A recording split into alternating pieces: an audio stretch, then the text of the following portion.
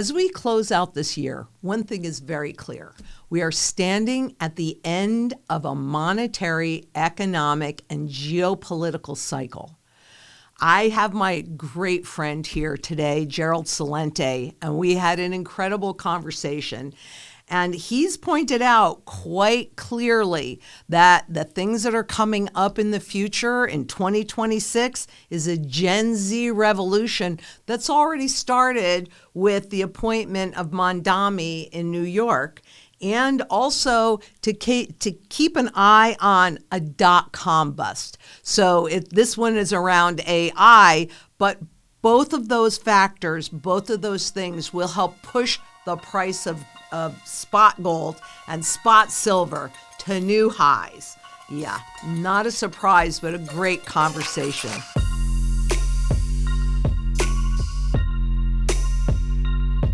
Things have definitely changed. I'm personally very glad that I'm old. And I'm glad that I had the history that I had, because you and I, we lived through it. We know what that looks like when they change a currency, right? They go into a new regime shift. But if you go back this past year, what were the three most important things that you saw occur? The three most important things, I would say, number one, the spiking precious metals. It's telling you how bad things are, socioeconomic and geopolitically. It's again, I've been at this for 45 years. In one of my books, Trend Tracking, far better than Megatrends, Time Magazine. Here it is over here. I started buying gold in 1978. It was $163 or $170 an ounce. Yep. There's no comparison now between what was going on back in the 1970s, why gold prices were going up and why they're going up now. But because, and then this is very important, the mainstream media, again, I write a magazine, only put the facts in. They were not reporting on spiking gold and silver prices up until around October. Not a word, not a word in the Wall Street Journal or the toilet paper record, the New York Slime. Not a word. And then when they started saying it, they kept going back. It was like the 1970s. No, it's not. No, it ain't. Here's the deal. Back in the 1970s, America was number one. Nobody was close to us. China? What's China's GDP today? It's around $20 trillion. What was it back in 1978? About 150 billion. America was number one. Mm-hmm. Nobody was close to us. Totally different game. The death of the dollar has begun. The end is near. That's number one. Number two is the ramping up of war in Europe. Mm-hmm. Every one of these little stupid clown boys are telling the people to prepare for war.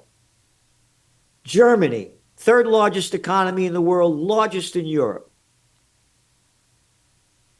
Going 2 years of recession. 2 years. Oh, but this year, that little Mertz boy, the BlackRock guy, yeah, that guy that's the chancellor now. Oh, whose grandfather was a Hitler cat. Oh, that guy. They're going in debt $1 trillion to build up their military. And we're going to build up our infrastructure so they could hold the tanks.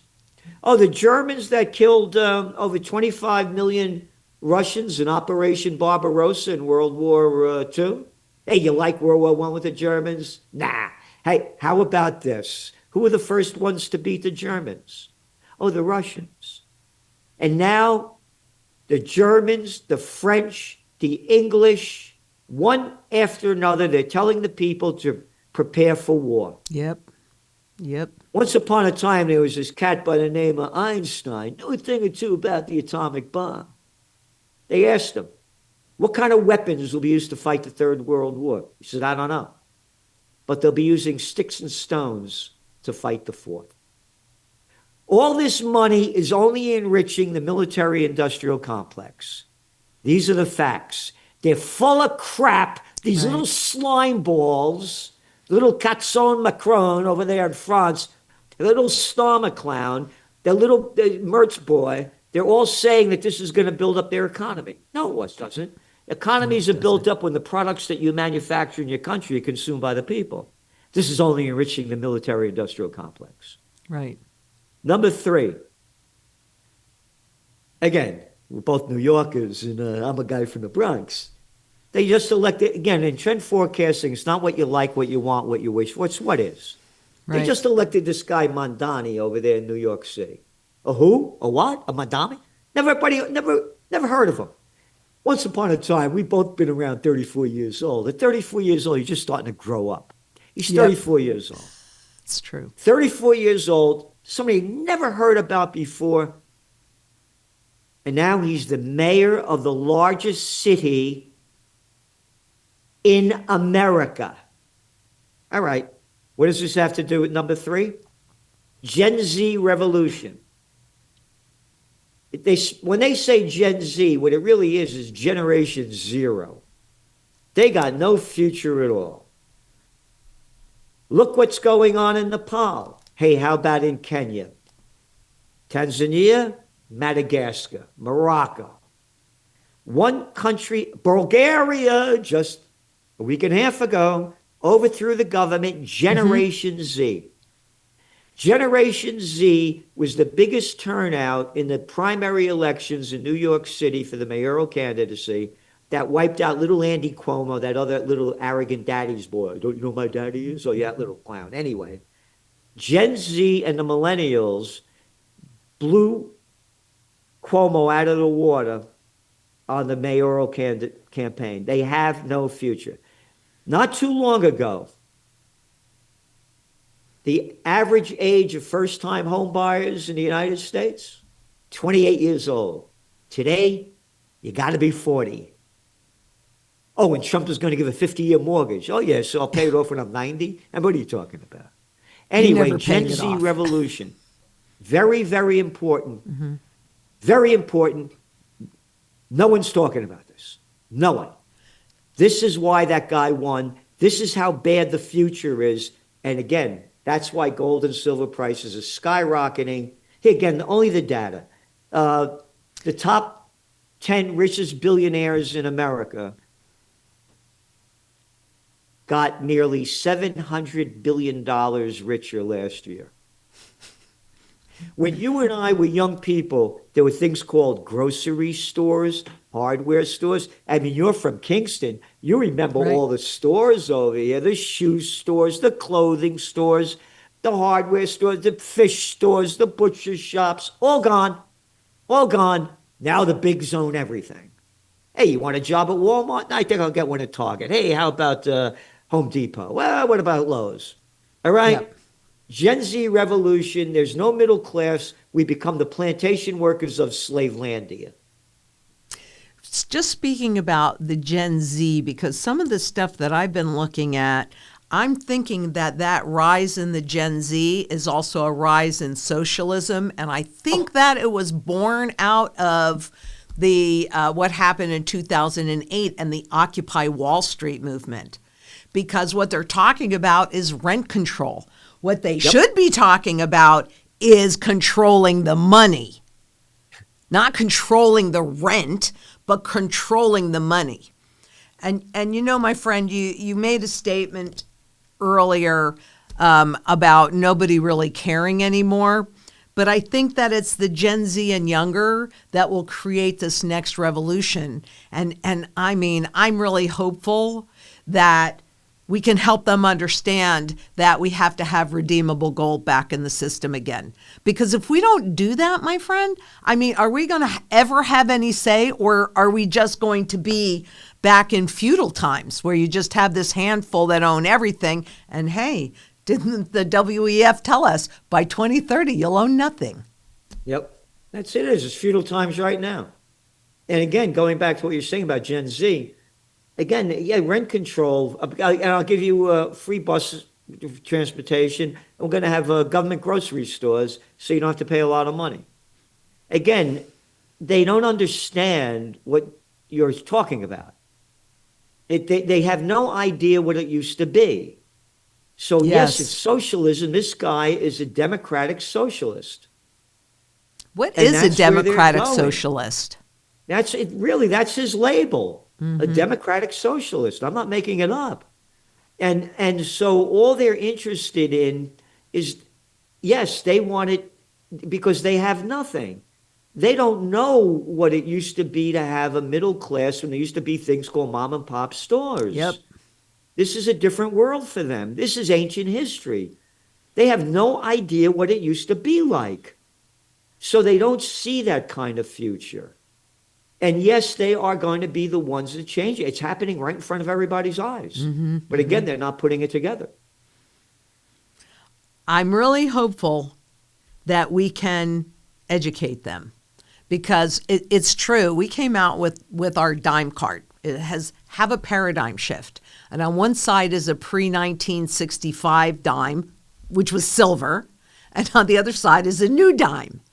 And so we're trying to, because I realize that we're talking about getting sound money and we want people to understand what that is, but they've never held it before, to your point.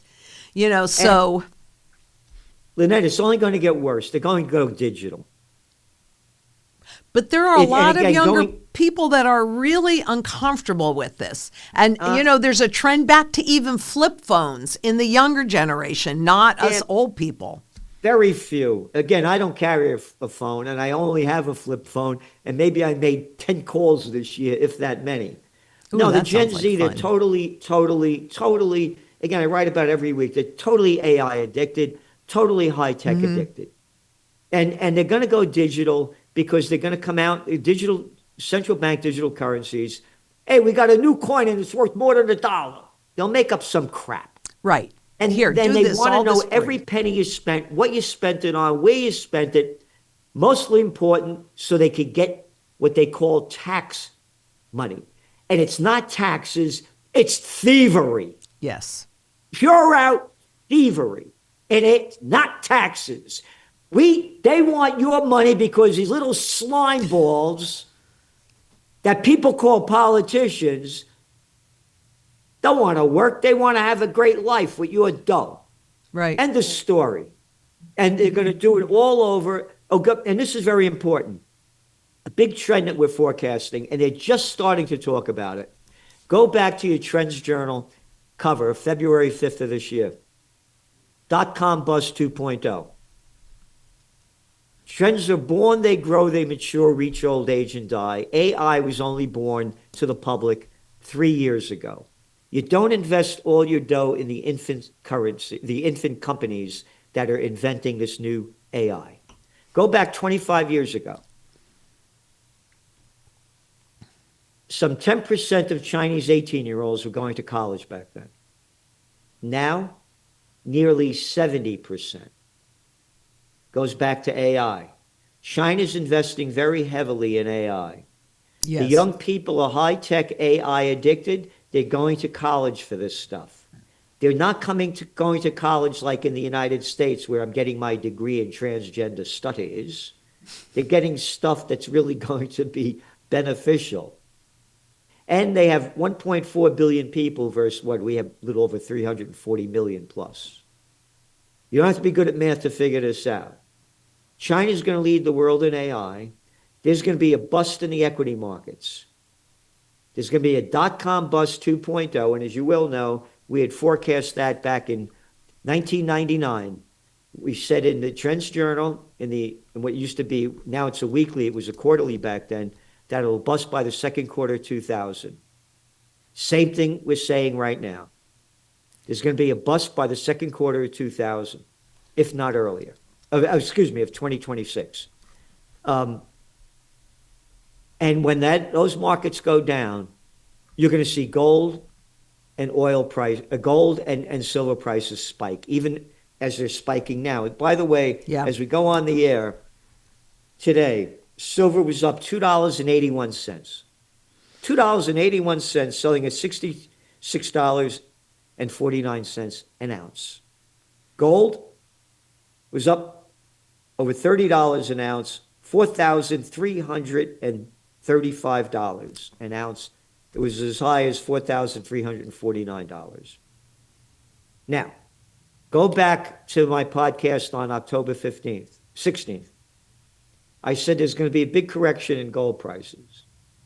This is a couple of days before gold hit $4,380.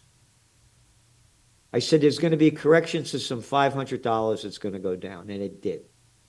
Yes, it did. Then we forecast that gold has to solidify in the high $4,260, $80 range and above for a couple of weeks. When it solidifies above that, it's going to go higher. So that's the way we're calling it. But again, now the wild cards in there, the dot-com bust 2.0 is really, and here's the other thing. Let's go back to December 2018, not ancient history. The Dow had its worst December since the Great Depression. What did Trump do? He was president back then. He forced Jerome Powell to lower interest rates. Yeah.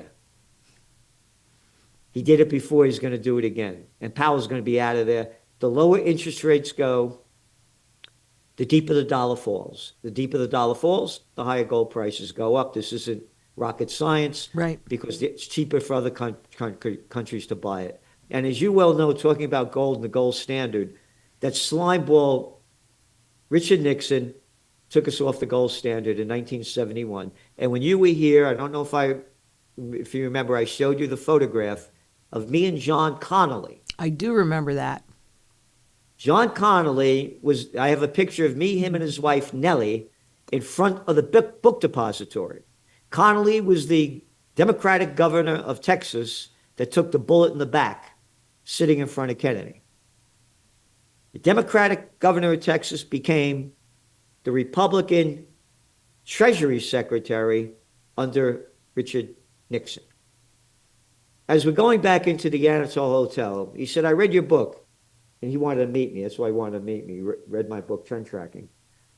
He said, it's a fine piece of work. And I know your heart's in the right place. He said, well, you don't have a clue what's going on. And neither do the American people. Because if they did, there'd be a revolution in this country. This is the John Connolly that was the Treasury Secretary under Nixon that took us off the gold standard. You know, I would consider that a confiscation. Would you? Absolutely. So when people say that they won't do it again, the U.S. government would never confiscate gold again. I don't know, 1971, I was like 17 years old or something like that. So it was definitely within my lifetime. Desperate governments do desperate things. But I want to go around to, because you talked about the war in Europe. What is your feeling on what's happening in South America right now? Disgusting. Disgusting. He's calling it a terrorist state, this and that, drugs, not blowing up people in these boats. You know, you don't kill people like that. I mean, there are some that say that we've been fighting World War III in cyberspace, but, you know, people can't really see that, right? So we need the boots on the ground, but it's like it's popping up all over the place. Do you think we're already in World War III, or do you think that that's... Yes? Absolutely. There's going to be a false flag event that makes it official. Yeah. One of my lines is, when all else fails, they take you to war. Yes, it is.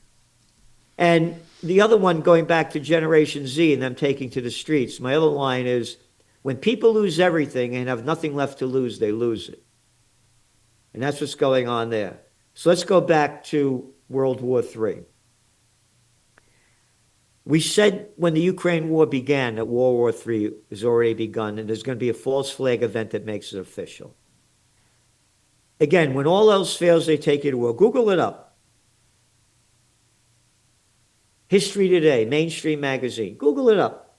Franklin Roosevelt seizes Japanese assets. Google it up. What comes up?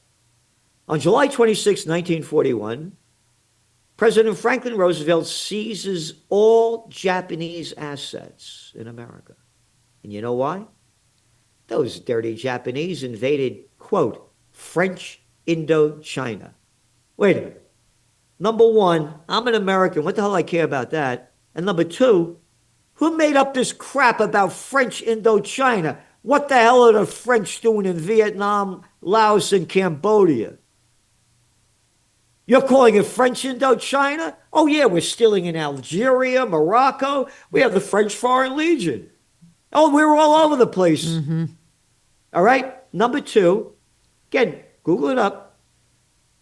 The Dutch East Indies and Great Britain united with the Dutch East Indies. What the hell are the Dutch doing over there in Indonesia? Oh, the same thing the French are doing. Right. Stealing everything. What the hell are you doing over there? You're murderers in another country. Oh, and British. Yeah, but cannot The sun forget never that. sets on the British Empire. We slaughter people all over the world. And I got to tell you, I am sick and damn tired of this word king. If they were Italian, you'd call them a mafia. Murderous bastards dressed up in their costumes and people. I'm tired of this king crap. Anyway, the three of them united cut off 3/4 of Japanese foreign trade and 88% of their imported oil. Wait a minute. Wait, yeah. You stole their money, you cut off their global trade, and they import 100% of their oil, and now they're going to get 12% of it. I can't understand why they bombed Pearl Harbor. Can't figure it out. All right? That's where we're going. And again, if people, when I used to get upset, my father says, son, take it easy. People have little minds.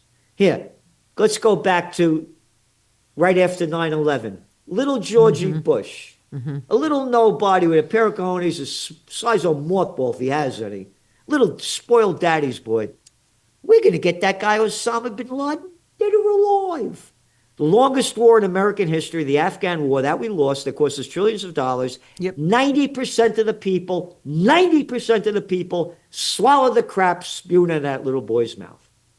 They're going to do it again. This is definitely World War III that we're entering, and they use that to justify and the inflation, and then also hide that transition into a new system. So I got to ask you this because I know my opinion on it, but I don't want to put it out there. What do you think about the Genius Act and the stable coins? Orwell could not have come up with a better name than stablecoin. All right? Yeah. The Genius Act, to enrich the rich. So, in this country, CBDCs are a bad word. So, the vow is that we will not have CBDCs. But what is the difference between a CBDC controlled by a private Federal Reserve and a stable coin controlled by Amazon or JP Morgan? I know. They're both corporations. It's disgusting. It is. Disgusting.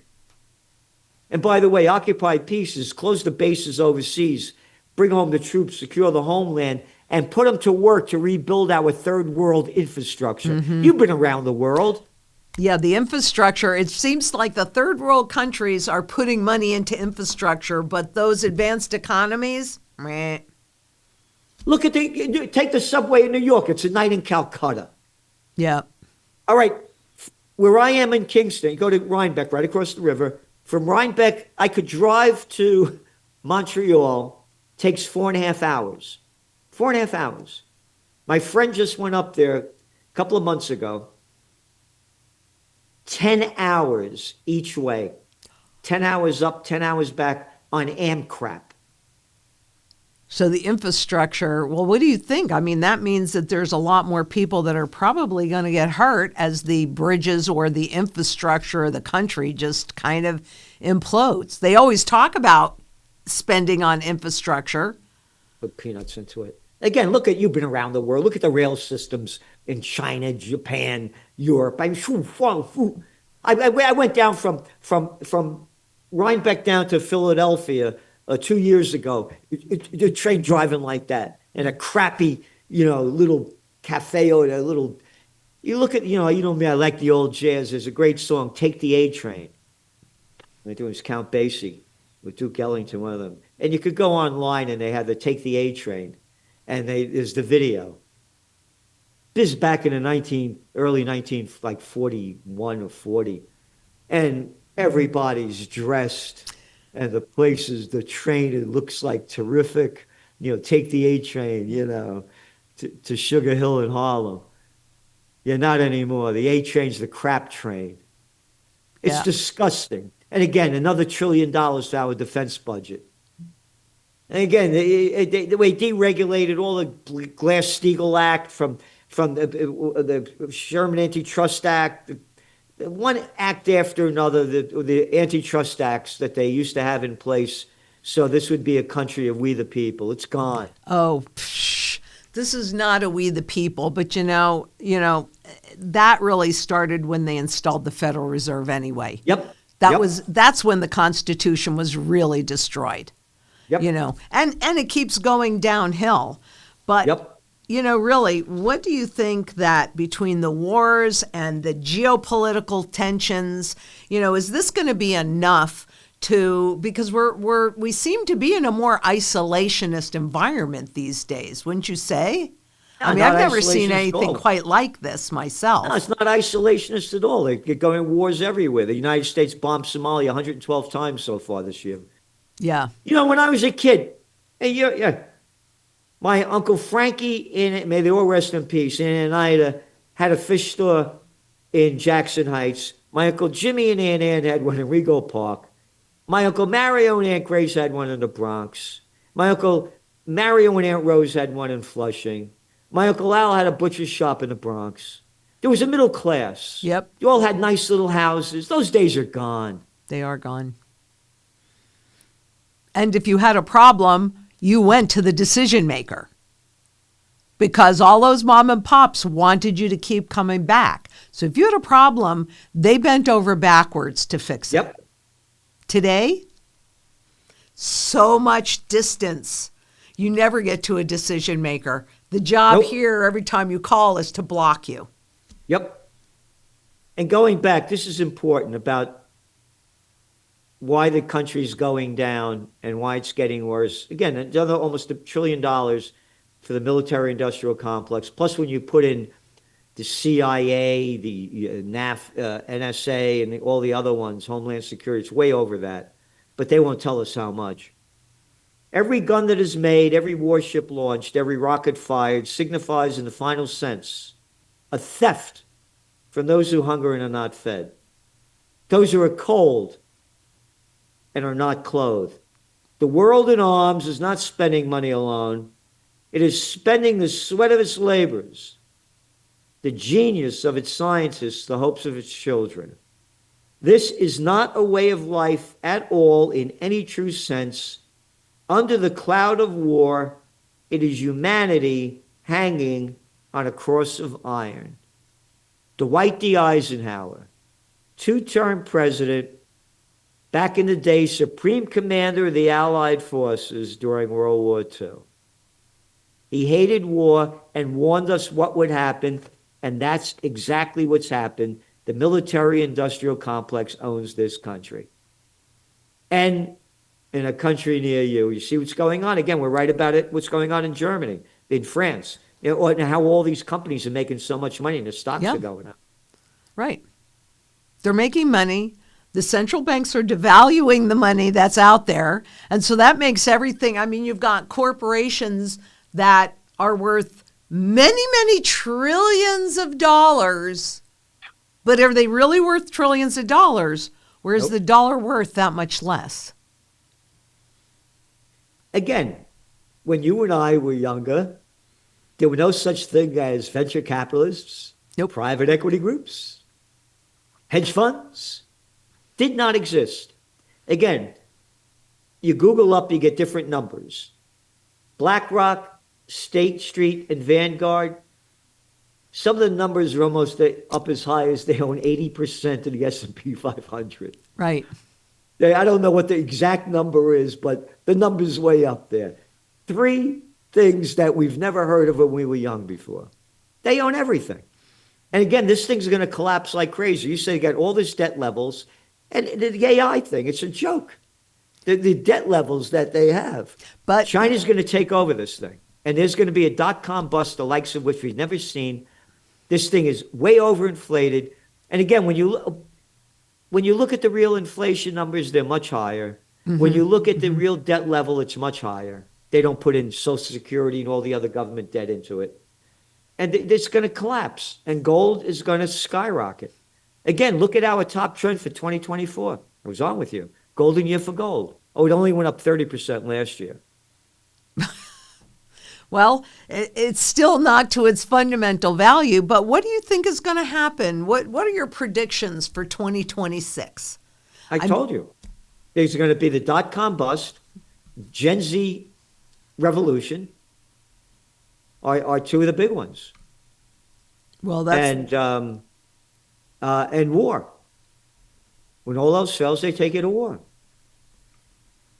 Well, how about, can we end on a positive note? Because what are the opportunities in all of this? I mean, we're closing out the year, and it's always, people are always like, oh, Lynette, you're always so happy. Well, that's because I surround myself with pretty, since I live in all of this ugly, and I think you're very pretty. So how about giving us some pretty? And that's what I was going to say. I've been to your place. You surround yourself with beauty. You're beautiful. You dress beautifully. Thank you. The only thing to me that will change it is a renaissance. Let's go back to the Black Plague. 60% of Europe was wiped out. People were killing themselves, filthy sanitation, on and on. They used to say, remember, this is what, like 1400 AD? They used to say in Italy, describing the quality of their work, alla Romana et all'antica, in the manner of the Romans and the ancients, to describe the quality of their work. Let's go back to our parents' generation and look at the photos of how our parents and grandparents were dressed. I have a picture in one of my books, what Zizzy gave Honey Boy. It's a great Zizzy's book. the Neapolitan dialect for auntie. I have a picture of my parents' wedding in 1934. You probably can't see it that well, but there it is. They're dressed in a way that the Buffetts, the Gates, the Bezos, the Musk couldn't come close. My father worked in a fish store. My aunts worked in manufacturing, stuff in boxes, and they were laborers, dressed to the nines. How about the music back then? Oh, big bands. Oh, during the Great Depression? 1934, the height of the Great Depression. Look at these people.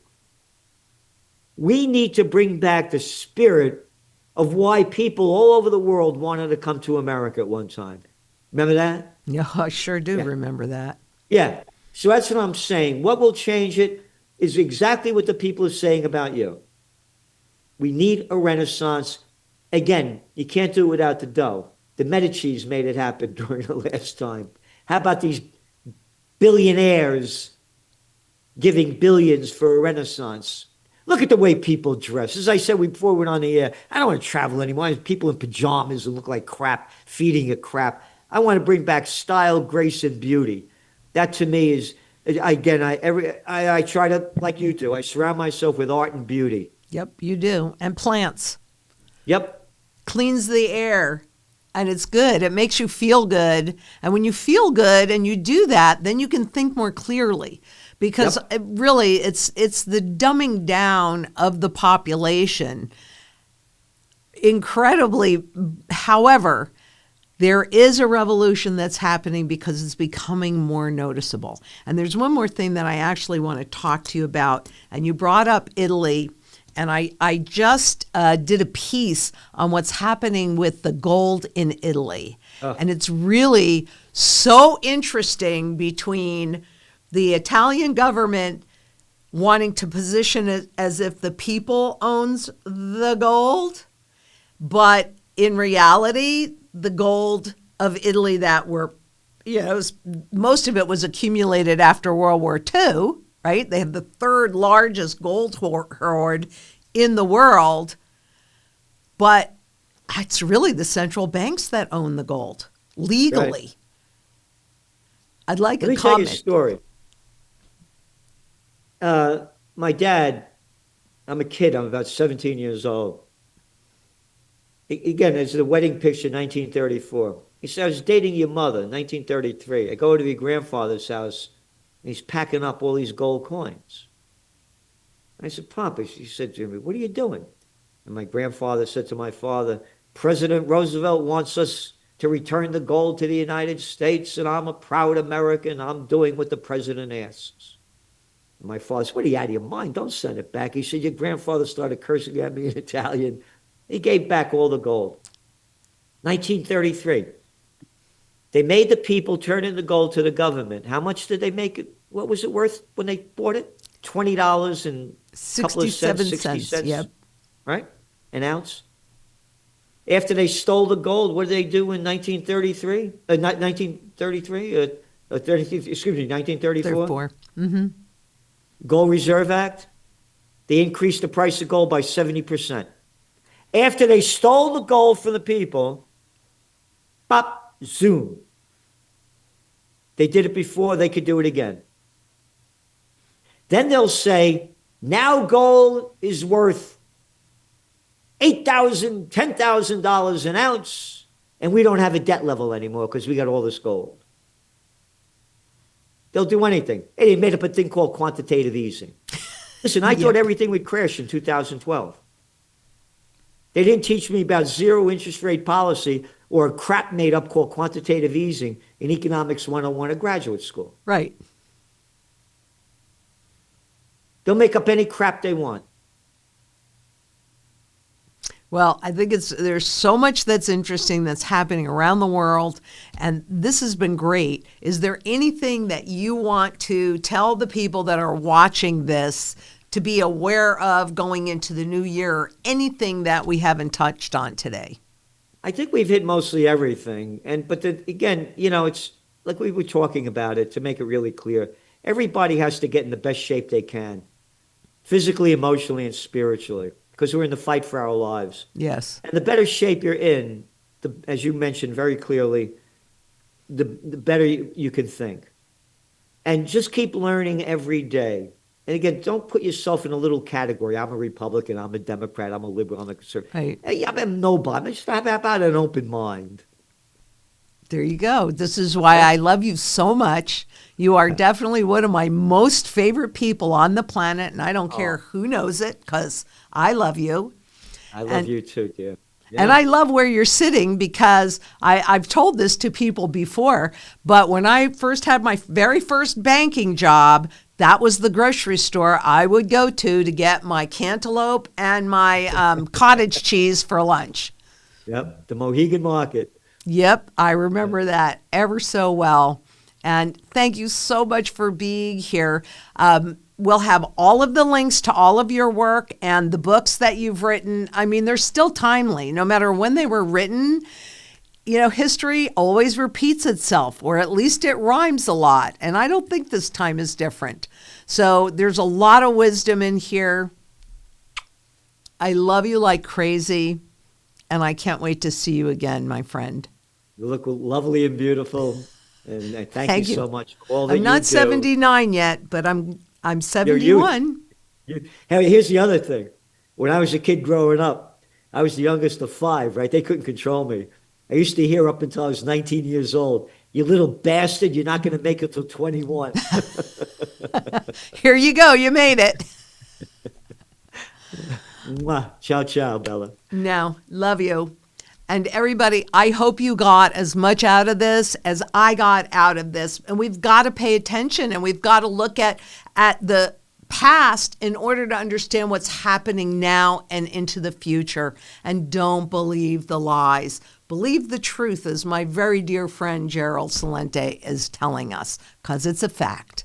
And until next we meet, together, we can change the world. We can do that. 3% of the global population can make all the difference above that 1% that's controlling it. And until next we meet, please Be safe out there. Bye-bye.